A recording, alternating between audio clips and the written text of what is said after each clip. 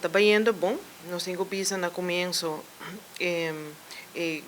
cliente, contribuyente, estaba haciendo cita pidiendo solamente un o dos, pero ahora que más y más nos está reparando, no está pidiendo más plata. Y eso es lo que nos está deseando también, para más personas por pedir más plata, sea de un mes, de una familia, de una amistad, para así nos por ayuda más y más automovilistas que mester de una plata. Tem 58% de todo el número, com uma quantidade de 54.373, a paga imposto de folha ano 2025.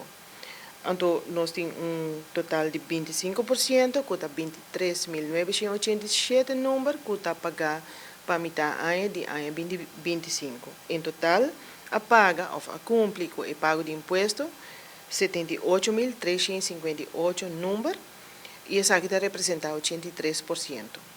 Nós estamos chegando a de dois deadline de ano, que está 30 de junho de 2025.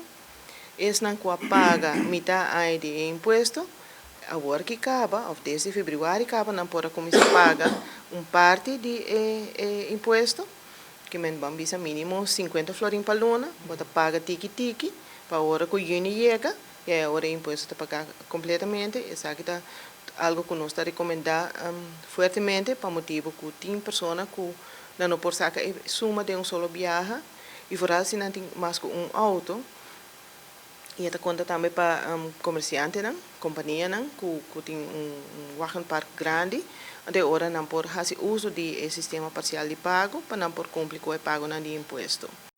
Para dia 30 de junho, a avisa, o pago de 2 metades de imposto mês está pagar.